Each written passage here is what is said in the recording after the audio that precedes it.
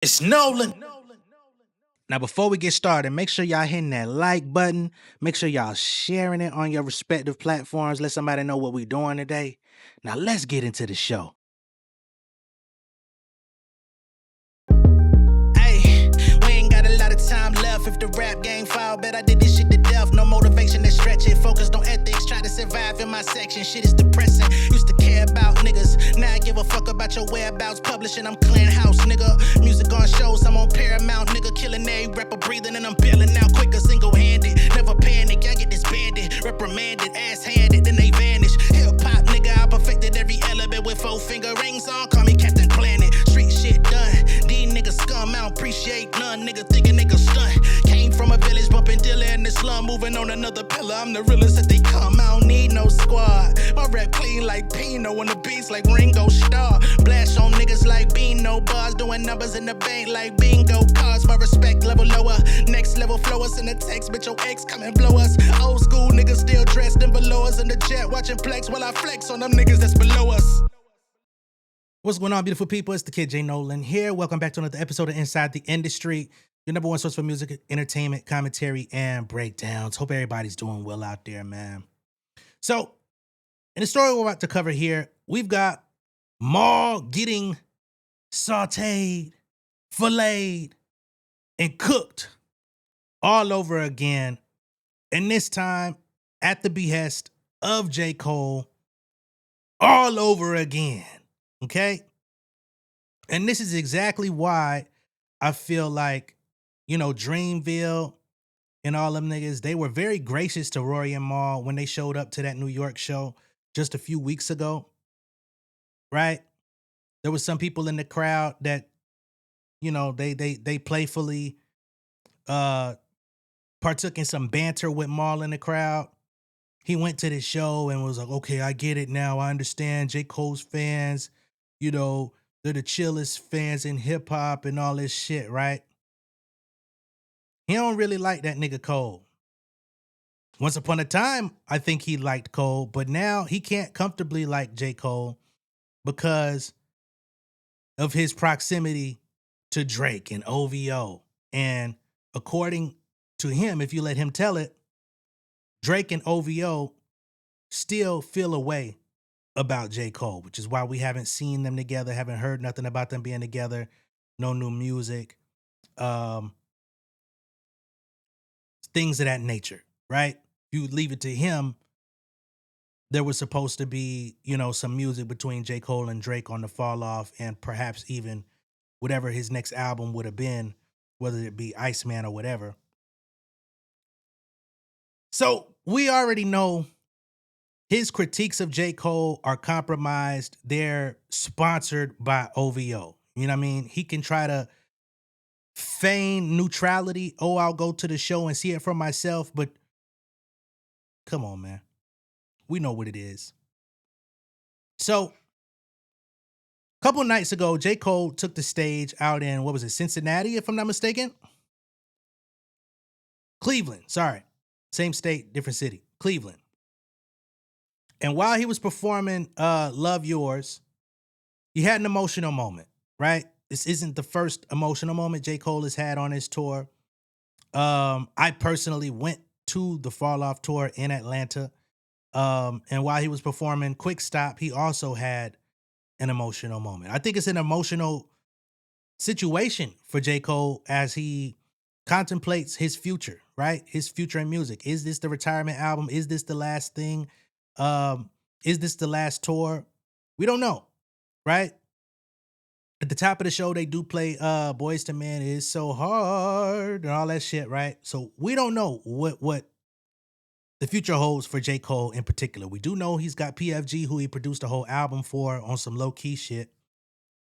And he said, that's something that he wants to do, is kind of take a back seat, do passion projects, one-offs, and things like that. But he's overtelling the J. Cole story, right? So as he's performing Love Yours, which of course Love Yours is from 2014 Forest Hills Drive, his most emotional album, number one. A song that speaks to appreciating your life, your family, and not comparing those things to the next person. You know what I'm saying? Appreciating yourself and those around you and just sharing love. And he got into an emotional moment. You know what I'm saying? He cried on stage, right? Typically when this happens, people understand it. And people, typically, be like, all right, I like when an artist can be in the moment. But for Maul, he looked at it as a negative, like something to be I don't know, analyzed much deeper. So he went on to say that J. Cole was basically being performative and that he was doing this to win fans back because he knew he would go viral.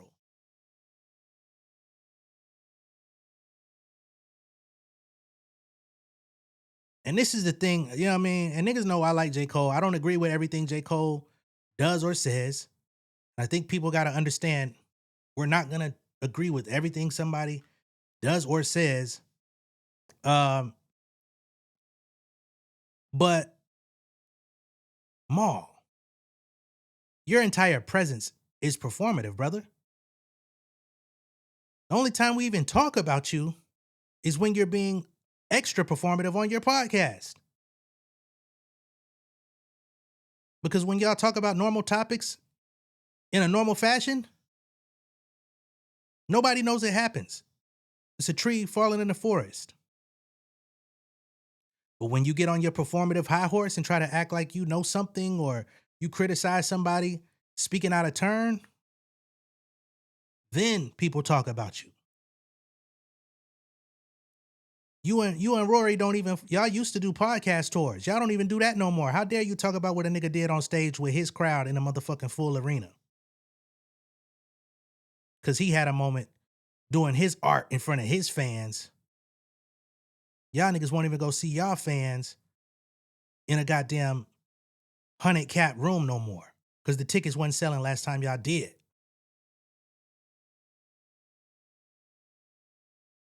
Like, I just think at a certain point, certain things, we got to be self-aware enough to, like, just let some shit ride. You know what I mean?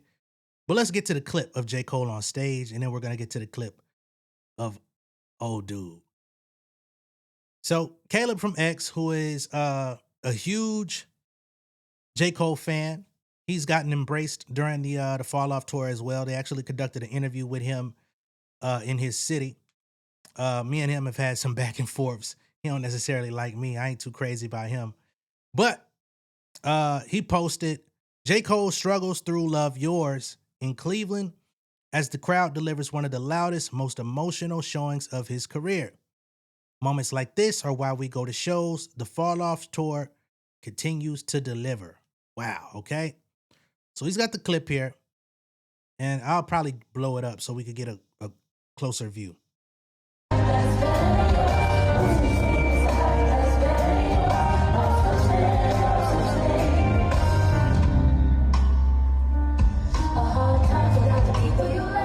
So he's supposed to be rapping right now.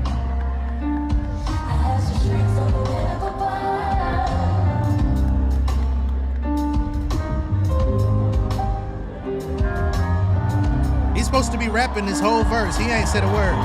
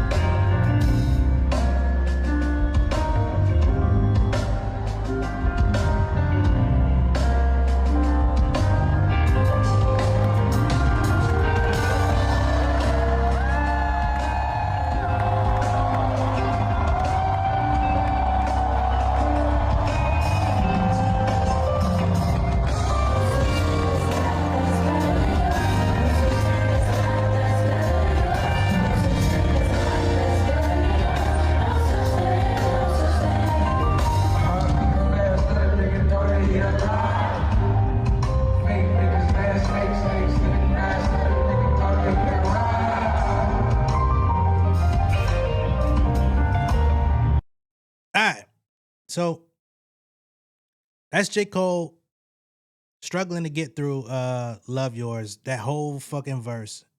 He didn't say no raps. He just had a moment, right? As if humans don't get overtaken with emotions from time to time. Gee golly, what a novel concept. So now let's get into Maul and his reaction to the show. Cole, yo, Cole is good, man. See, don't be a hypocrite because you said, Cole, all I want to see you do is do Love Yours and all that shit. Stay in that lane. He's in that lane. He's crying. Everyone's crying. I cried. We all cried. We cried together. That's why I said he's good. He's good. This shit he's doing, this crying shit, this is great. You don't think he? You are so fucking ridiculous. This is great. This is how you pull at the heartstrings right here. This is how you win the people back. You become so relatable. Cole is always, that's been his thing forever, is him being relatable. That's why I said you go all the way. To the point that people have criticized, like, all right, you're too relatable to college students. I shoot people, so I can't relate. Like, yeah, he has a specific core that he's relatable to. And you don't think with the lyrics of that song that he wrote without AI, penned himself, felt every word that he was writing, he wouldn't cry when performing that?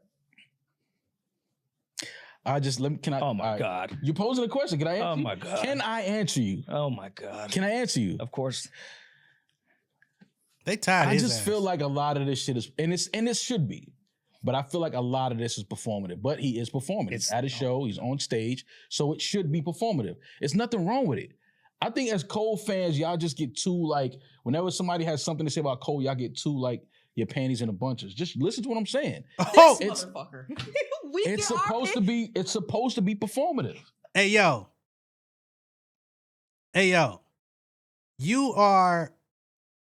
You're not even the captain, but you're the co-pilot on Drake's nuts in the cockpit of OVO, right? You and the DJ that don't spin, y'all have been fighting and advocating and trying to push narratives and spin stories for this nigga for years. We just gonna say the last two because it's the most apparent. Homeboy been doing tricks on it for years. Before that, you in the last couple of years decided to all of a sudden go all in. If somebody's going all the way, it's been you, nigga.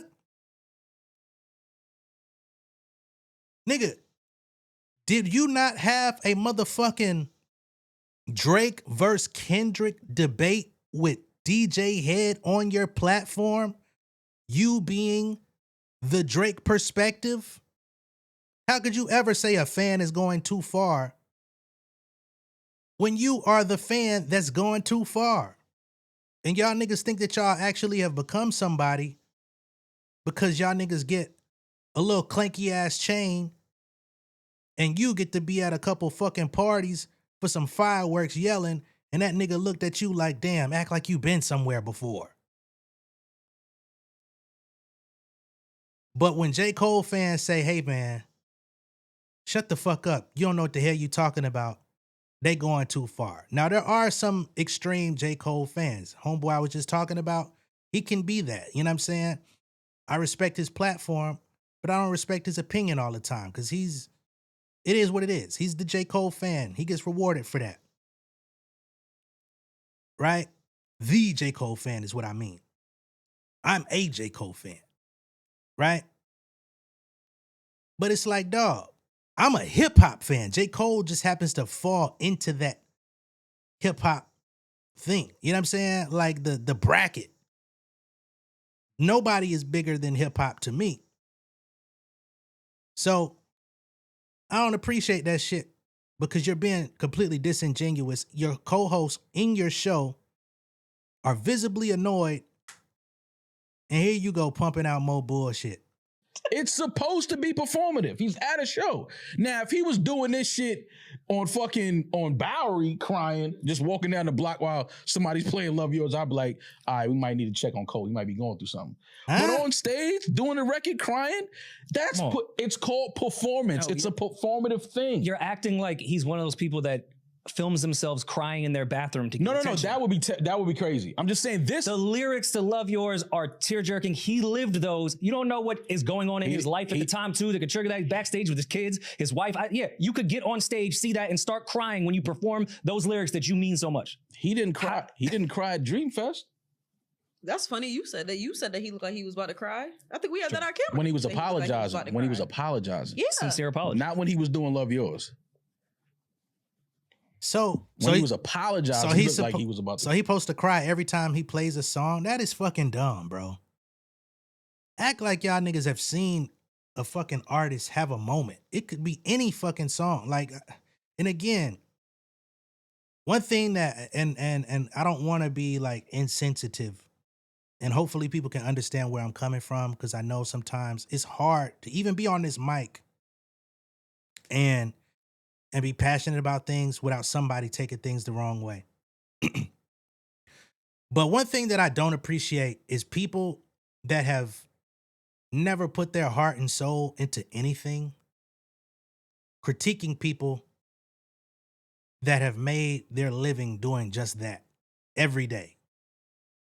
It irks me, right? You don't know what the fuck this man is feeling as he's in front of, what is it, about 20,000 of his own fans who came to see him perform his music, rapping along word for word with his shit. Niggas ain't gonna come see Maul do anything. You know what I'm saying? There's nothing nobody could ever come sing along with Maul about his opinion for. You know what I'm saying? And Rory painfully is right. We don't know what the fuck going on in that nigga life to where this song could mean something to him at this particular moment in time. Right?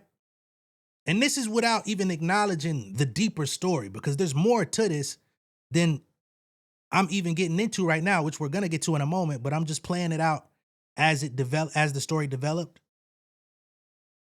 But just on a creative level, just on a artistic level, to act like, oh, he performed it here and didn't get emotional. Why is he doing it now? It's performative. Number one, if it is, he's performing.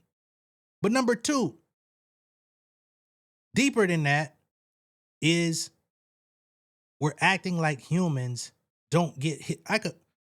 I've listened to fucking Life Goes On by Tupac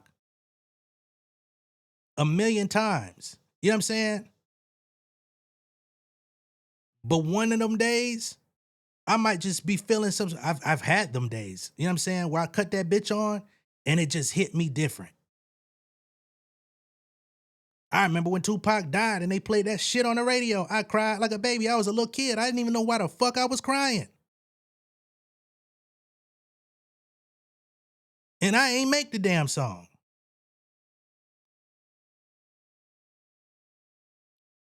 But your guy can come out on stage with a motherfucking sweatsuit with 30 Swiss cheese hoes smoking, and y'all niggas will praise that.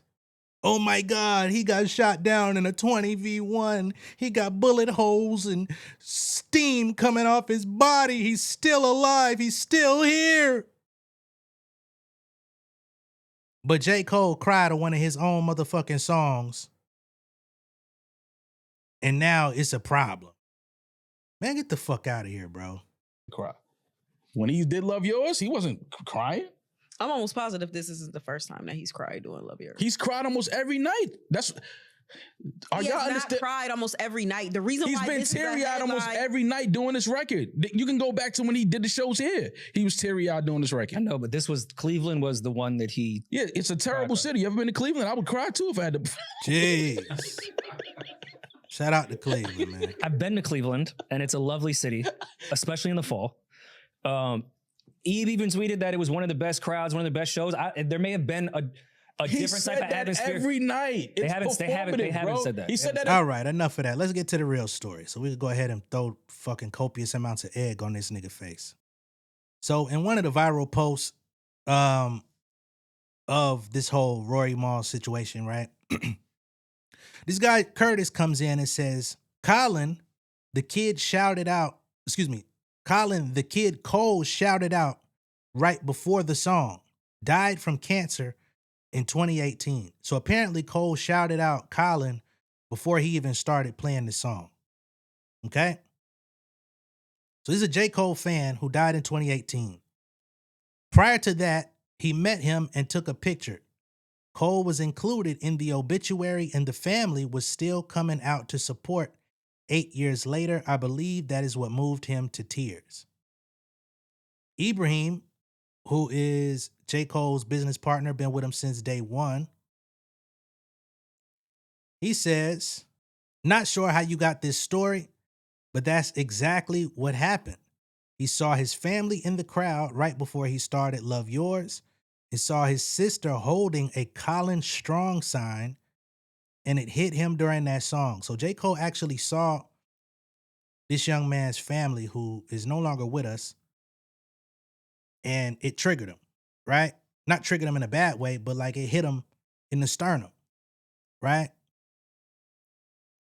And there's proof of this all, which is now being spread online because, of course, even with Ebe coming out and saying his piece, there's going to be people that say, oh, nah, I don't know about that. Y'all just coming up and crafting a story. So here we've got Kirsten. She says, my sweet baby brother still having such an impact all of these years later. I feel like I need to do a story time on our relationship with J. Cole, which is what led to him crying while performing Love Yours in Cleveland. He had no idea we'd be there, so he had a raw moment. This is just one of a few different tweets that have confirmed this. Furthermore, we have Gotham Hip Hop here that says, today I learned that the reason J. Cole got emotional the other night performing Love Yours in the now viral clip was because of a kid named Colin Griffin, who he met in 2017 when Colin was diagnosed with stage 4 cancer. Colin's Make-A-Wish was to meet Cole, and when he passed away the next year, Cole was even mentioned in his obituary. Colin met Cole backstage at a show in DC, and Dreamville took care of him with merch and the like. Cole even took the shoes off his feet and signed them for Colin, asking him to work hard to beat cancer. Colin told Cole that his music has been inspirational for him and helped him get through this difficult time, to which Cole responded, no, you inspire me. Colin broke down in tears. Fast forward to Cole's Cleveland show over the weekend. Colin's family attended and held up pictures of him, which Cole called out right before performing Love Yours. Colin loved to draw, had a great passion for music, and he lived each day to the fullest. R.I.P. We love Colin, man. That is a quote from J. Cole, right?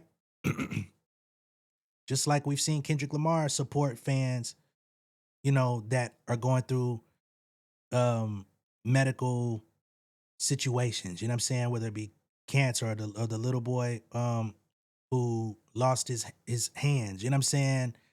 All of this different type of stuff. We've seen this from artists for decades who have met fans who have been going through their own struggles and stuff, and they reach out and support them and show them love and respect. You know what I mean? Like it's not new.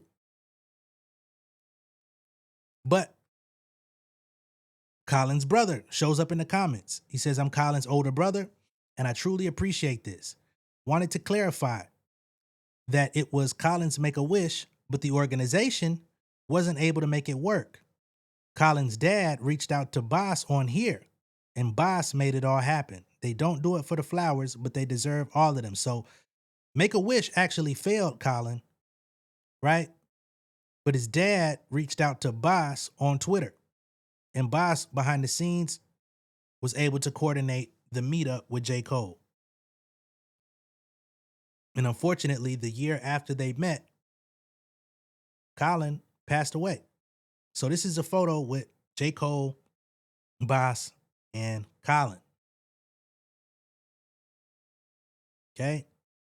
More backstage photos.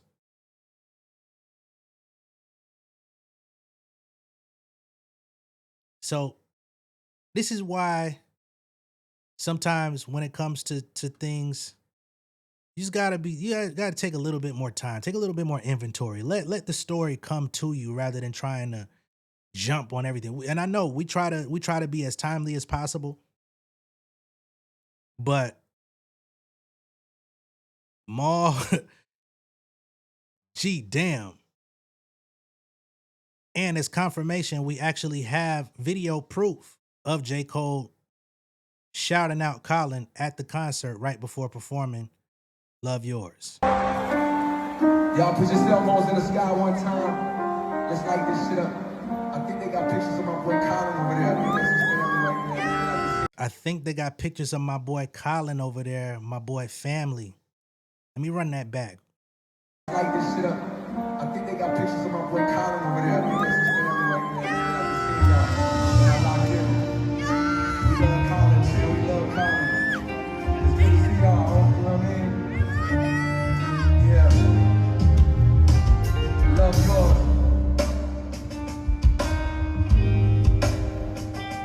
Love yours. So clearly, it's one thing for them to say, oh, he shouted him out before the song, and we don't get no proof of it. But he literally dedicated that moment to shout Colin out and his family. Didn't have to, but he did. Ah, boy. Niggas, man. So again, like, this isn't a video to try to convince nobody to become a J. Cole fan or to like reinstate your J. Cole fan card. I don't give a fuck who niggas like, man. Like who you like, play what you want. I'm gonna do the same. But I just think at a certain point, like certain stuff, man, like I think we should just wait a little. You know what I mean? Or just give people some level of human decency and respect. Because we don't know what be going on with niggas. We don't know what people be having going on in their mind, in their life, their family, or the type of relationships that the artists may have with some of their fans that we don't know about. And it's okay that we don't know about that shit. You know what I'm saying? Like it ain't supposed to be broadcasted. It's a personal thing. It's a personal connection. Now we know about it because it was discredited and fucking perverted by fucking Maul. But yeah, man, sometimes just shut the fuck up, man. Let me know what y'all think of all this down below in the comments. Be sure to like and share this video. If this is your first time seeing me on YouTube, go ahead and subscribe to the channel. Become an insider. I'm gonna catch y'all on the next one, man. Y'all be straight out there. Peace.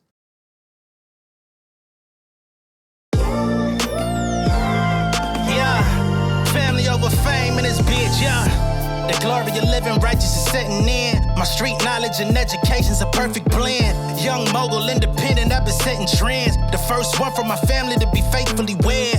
Fuck niggas and the horses that they riding on. I see this shit from all angles like a polygon. I'll never politic and the drama be piling on. Father and greats unacknowledged like I'm Bobby Bonds. Conversation with my lady about the paper route. 5 sit bank accounts every day I make it count. They down talking my commentary for hating now. Well, I can take it cause I'm bodying your favorite now, please. I can do this shit in my sleep. I been writing for these niggas, y'all read it and weep. I been fighting these niggas if you speak on the street. I'll turn your birthday party into New Year's Eve. Don't let me take it there. We ain't playing fair. This the ATL, Southside nigga moving furniture like Wayfair. Life on hold, no insurance for your healthcare. Lifeline gone, so you wanna be a millionaire? Well, let me tell you about this world I built. The women I dodged, the niggas that I read for filth. The sympathy calls, consulting for the stacks I built. I had